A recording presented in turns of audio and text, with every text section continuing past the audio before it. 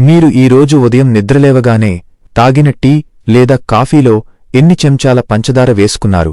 ఆ తీపి మీకు ఆ క్షణానికి ఎంతో ఉత్సాహాన్ని ఇచ్చి ఉండవచ్చు, కాని ఆ తెల్లటి పొడి మీ శరీరంలోకి వెళ్ళాక ఏం చేస్తోంది అని మీరు ఎప్పుడైనా గమనించారా? నేను రోజూ తింటున్న ఈ పంచదార నిజంగా నాకు అవసరమా, లేక ఇది నా శరీరానికి ఒక అదృశ్య భారంగా మారుతోందా అనే ప్రశ్న మీలో ఎప్పుడైనా కలిగిందా? నేటి ఆధునిక ప్రపంచంలో పంచదార లేని జీవితాన్ని ఊహించుకోవడం చాలా కష్టం. ఉదయం టిఫిన్ నుండి రాత్రి పడుకునే ముందు తాగే పాలు వరకు ప్రతి దాంట్లోనూ పంచదార ఏదో ఒక రూపంలో మన శరీరంలోకి చేరుతూనే ఉంది. అయితే ఈ పంచదార ఎంతవరకు మనకు మేలు చేస్తుంది మరియు ఏ స్థాయిలో ఇది మనల్ని ప్రమాదంలోకి నెట్టేస్తుంది అనే విషయాలను మన ప్రాచీన ఋషులు, ఆయుర్వేదం మరియు నేటి ఆధునిక విజ్ఞాన శాస్త్రం ఏ విధంగా వివరిస్తున్నాయో ఈ రోజు మనం అత్యంత లోతుగా మరియు తార్కికంగా తెలుసుకుందాం. పంచదార గురించి మనకు ఉన్న భయాలను పక్కనపెట్టి అసలైన వాస్తవాలను అర్థం చేసుకోవడం ద్వారా మనం మన ఆరోగ్యాన్ని మనమే కాపాడుకోవచ్చు. మొదటగా అసలు పంచదార అంటే ఏమిటో మనం సులభమైన మాటల్లో అర్థం చేసుకోవాలి. మనం తినే పిండి పదార్థాలు జీర్ణమయ్యాక గ్లూకోజ్ అనే ఒక చక్కెర రూపంలోకి మారి మన శరీరానికి శక్తిని ఇస్తాయి. మన మెదడు పని చెయ్యాలన్నా, మన కండరాలు కదలాలన్నా ఈ గ్లూకోజ్ చాలా అవసరం. అంటే మన శరీరానికి తీపి అనేది ఒక ఇంధనం లాంటిది. కాని ప్రకృతి మనకు ఈ తీపిని పండ్లు, దుంపలు మరియు ధాన్యాల రూపంలో పీచు పదార్థాలతో కలిపి ఇచ్చింది. మనం వాడుతున్న రిఫైన్డ్ షుగర్ లేదా తెల్లటి పంచదార అనేది ఒక కృత్రిమమైన పద్ధతిలో శుద్ధి చేయబడిన పదార్థం. గోధుమ నుండి మైదా ఎలా తయారవుతుందో చెరుకు రసం నుండి ఈ తెల్లటి స్ఫటికాలు అలా తయారవుతాయి. ఈ ప్రక్రియలో చెరుకు రసంలో ఉండే ఖనిజాలు, విటమిన్లు అన్నీ పోయి కేవలం ఎంటీ క్యాలరీస్ మాత్రమే మిగులుతాయి. అంటే ఈ పంచదార మనకు శక్తిని ఇస్తుంది, కాని ఎటువంటి పోషకాలను ఇవ్వదు. మన ప్రాచీన ఋషులు మరియు ఆయుర్వేద శాస్త్రం తీపిని మధుర రసం అని పిలిచాయి. ఆయుర్వేదం ప్రకారం మనం తీసుకునే ఆహారంలో ఉండాల్సిన 6 రుచులలో మధుర రసం మొదటిది మరియు అత్యంత ముఖ్యమైనది. ఇది శరీరానికి బలాన్ని ఇస్తుంది, కణజాలం పెరగడానికి తోడ్పడుతుంది మరియు మన ఓజస్సును పెంచుతుంది. అయితే ఋషులు చెప్పిన తీపి నేడు మనం వాడుతున్న రిఫైన్డ్ పంచదార కాదు. వారు ఆ రోజుల్లో బెల్లం, తేనె మరియు ఎండుద్రాక్ష వంటి సహజ సిద్ధమైన తీపి పదార్థాలను వాడేవారు. ఆయుర్వేదం ఏం చెబుతుందంటే ఏ ఆహారమైనా అమితంగా తీసుకుంటే అది విషంలా మారుతుంది. ముఖ్యంగా తీపి పదార్థాలను ఎక్కువగా తీసుకోవడం వల్ల శరీరంలో కఫం పెరుగుతుందని, అది జీర్ణశక్తిని మందగింపజేస్తుందని వారు హెచ్చరించారు. మన శరీరంలో ఒక సమతుల్యత దెబ్బతిన్నప్పుడు అది వ్యాధులకు దారితీస్తుంది. ఋషులు ఏనాడో చెప్పిన ఈ సత్యాన్ని నేటి ఆధునిక సైన్స్ కూడా అంగీకరిస్తోంది. మనం పంచదారను అతిగా తీసుకున్నప్పుడు మన శరీరంలో జరిగే ప్రక్రియ చాలా ఆశ్చర్యకరంగా ఉంటుంది. మనం పంచదార తిన్న వెంటనే మన రక్తంలో చక్కెర స్థాయిలు ఒక్కసారిగా పెరుగుతాయి. ఈ పెరిగిన చక్కెరను నియంత్రించడానికి మన ప్యాంక్రియాస్ ఇన్సులిన్ అనే హార్మోన్ను పెద్ద మొత్తంలో విడుదల చేస్తుంది. ఈ ఇన్సులిన్ ఆ చక్కెరను కణాల్లోకి పంపి శక్తిగా మారుస్తుంది. అయితే మనం నిరంతరం పంచదార తీసుకుంటూ ఉంటే మన శరీరం ఈ ఇన్సులిన్కు స్పందించడం మానేస్తుంది. దీనినే ఇన్సులిన్ రెసిస్టెన్స్ అంటారు. దీనివల్ల మన రక్తంలో చక్కెర స్థాయిలు ఎప్పుడూ ఎక్కువగా ఉండిపోతాయి. ఇది చివరకు మధుమేహం లేదా డయాబెటిస్కు దారితీస్తుంది. పంచదార అనేది ఒక స్లో పాయిజన్లా పనిచేస్తుంది అని కొందరు అనవచ్చు, కాని నిజానికి అది మనం వాడే విధానం మీద ఆధారపడి ఉంటుంది.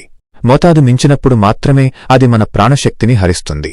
చాలామంది ఎదుర్కొనే ఒక ప్రధాన సమస్య పంచదార తిన్నప్పుడు వచ్చే ఆ ఇన్స్టంట్ ఎనర్జీ. తీపి పదార్థం తిన్నప్పుడు మన మెదడులో డోపమైన్ అనే ఒక హ్యాపీ హార్మోన్ విడుదలవుతుంది.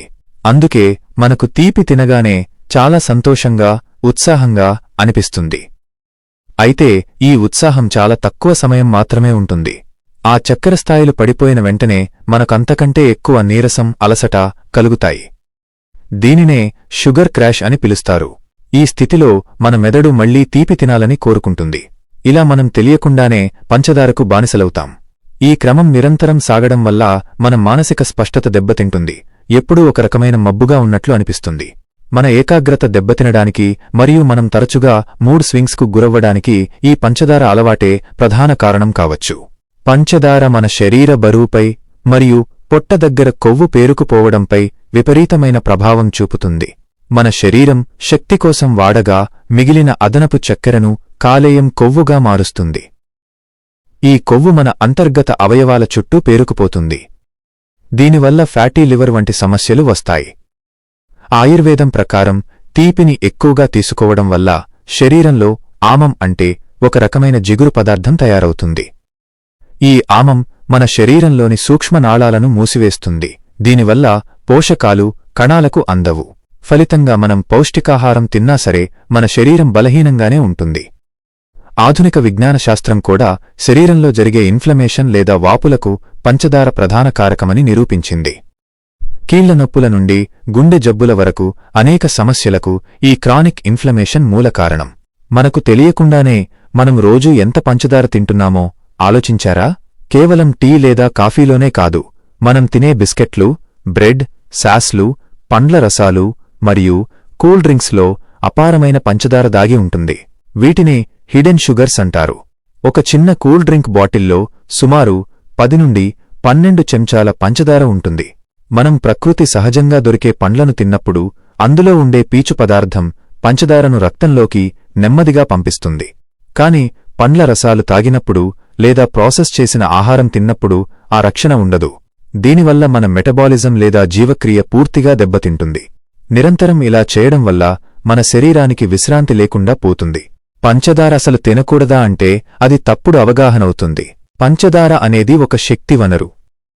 ఎవరైతే శారీరక శ్రమ ఎక్కువగా చేస్తారో, క్రీడాకారులు లేదా కఠినమైన పని చేసేవారికి తక్షణ శక్తి కోసం చక్కెర అవసరమవుతుంది.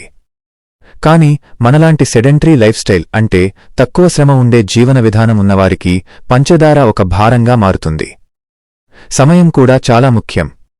రాత్రి పడుకునే ముందు తీపి పదార్థాలు తీసుకోవడం వల్ల మన నిద్ర నాణ్యత దెబ్బతింటుంది. ఉదయం పూట తీసుకునే మోతాదు మన శరీరం కొంతవరకు ఖర్చు చేయగలదు, కాని రాత్రిపూట అది నేరుగా కొవ్వుగా మారుస్తుంది. పంచదారను పూర్తిగా మానేయడం కంటే దాన్ని అర్థం చేసుకుని వాడటం వివేకమనిపించుకుంటుంది. చాలామంది పంచదారకు బదులుగా బెల్లం లేదా తేనె వాడటం మొదలుపెడతారు. ఇవి పంచదార కంటే మెరుగైనవి, ఎందుకంటే వీటిలో కొన్ని ఖనిజాలుంటాయి. కాని వీటిలో కూడా చక్కెర స్థాయిలు ఎక్కువే ఉంటాయి. కాబట్టి బెల్లం కదా అని ఎక్కువగా తినడం కూడా సరైనది కాదు. ఏ రూపంలో ఉన్న తీపి అయినా మన రక్తంలో చక్కెరను పెంచుతుంది. కాబట్టి పరిమాణం లేదా క్వాంటిటీ అనేది ఇక్కడ అసలైన మంత్రం. మనం పంచదారను తగ్గించుకోవాలి అనుకున్నప్పుడు దాన్ని ఒక్కసారిగా మానేయడం కంటే నెమ్మదిగా తగ్గించడం ఉత్తమం. మన నాలుక మీద ఉన్న టేస్ట్ బడ్స్ అలవాటు పడటానికి కొంత సమయం పడుతుంది. ఒక వారం పాటు పంచదార తగ్గించి చూస్తే మీకే తెలుస్తుంది మీ రుచిమొగ్గలు ఎంత సున్నితంగా మారతాయో. అప్పుడు మీకు సహజంగా పండ్లలో ఉండే తీపి కూడా చాలా ఎక్కువగా అనిపిస్తుంది. మన మనోబలం మరియు అవగాహన పంచదార అలవాటును మార్చగలవు. పంచదారను ఒక శత్రువులా చూసి భయపడాల్సిన అవసరం లేదు. అది ఒక పదార్థం మాత్రమే. దాన్ని ఎలా వాడుకోవాలి అనేది మన చేతుల్లో ఉంది. తీపి కోరికలు కలిగినప్పుడు నీళ్లు తాగడం లేదా కొంచెం నట్స్ తీసుకోవడం వల్ల ఆ కోరికను అధిగమించవచ్చు. పంచదార మనకు ఇచ్చే ఆ తాత్కాలిక సంతోషం కంటే మన ఆరోగ్యమిచ్చే శాశ్వత ఆనందం చాలా గొప్పది. మన ఋషులు ఎప్పుడూ సంతులనం గురించి మాట్లాడేవారు. అంటే బ్యాలెన్స్. అతి సర్వత్ర వర్జయేత్ అన్నారు. అంటే ఏదైనా అతిగా ఉంటే దాన్ని వదిలేయాలి అని అర్థం. ఈ సూత్రాన్ని మనం మన ఆహారపు అలవాట్లకు వర్తింపజేయాలి. పంచదార వల్ల కలిగే ఆ నీరసం మరియు మత్తు నుండి బయటపడాలంటే మనం మన ఆహారం పట్ల ఎరుకను పెంచుకోవాలి. ముగింపులో మనం గుర్తుంచుకోవాల్సింది ఏమిటంటే, పంచదార అనేది ఒక శక్తినిచ్చే సాధనం తప్ప అది మన ప్రాణాలను హరించే ఆయుధం కాకూడదు. విజ్ఞాన శాస్త్రం పంచదార వల్ల కలిగే శారీరక మార్పులను వివరిస్తే, ఆయుర్వేదం దాన్ని మన జీవనశైలితో ఎలా సమన్వయం చేసుకోవాలో నేర్పుతుంది. పంచదారను మనం మన అవసరానికి వాడుకోవాలి తప్ప దానికి మనం బానిసలు కాకూడదు. తీపి పదార్థాల పట్ల మనకు ఉన్న ఆకర్షణను తగ్గించుకోవాలంటే మనం సహజమైన ఆహారానికి ప్రాధాన్యత ఇవ్వాలి. అప్పుడు మన శరీరంలో ఇన్సులిన్ స్థాయిలు సరిగ్గా ఉంటాయి, మన బరువు అదుపులో ఉంటుంది, మరియు మన మెదడు ఎంతో చురుగ్గా పనిచేస్తుంది. పంచదారను అర్థం చేసుకుందాం, దాని పరిమితులను గమనిద్దాం. ఈ చిన్న అవగాహన మన జీవితంలో పెద్ద మార్పును తీసుకువస్తుంది. భయం కంటే అవగాహన మిమ్మల్ని సంపూర్ణ ఆరోగ్యవంతులుగా తీర్చిదిద్దుతుంది. ప్రశాంతమైన మనస్సుతో మీరు తీసుకునే ఈ నిర్ణయం మీ ఆరోగ్యవంతమైన భవిష్యత్తుకు పునాది అవుతుంది. నిండు నూరేళ్లు ఆరోగ్యంగా జీవించాలంటే మన రుచికి మరియు మన ఆరోగ్యానికి మధ్య ఒక వారధిని నిర్మించుకోవాలి. ఆ వారధే ఈ నిగ్రహం మరియు అవగాహన. మన ఆరోగ్యం మన చేతుల్లోనే ఉంది. దీన్ని గుర్తించి ఆచరించడమే నిజమైన జ్ఞానం. పంచదారను గౌరవిద్దాం, కాని దాని ప్రభావానికి లోనుకాకుండా ఉందాం. ఆరోగ్యమే మహాభాగ్యమని నిరూపిద్దాం.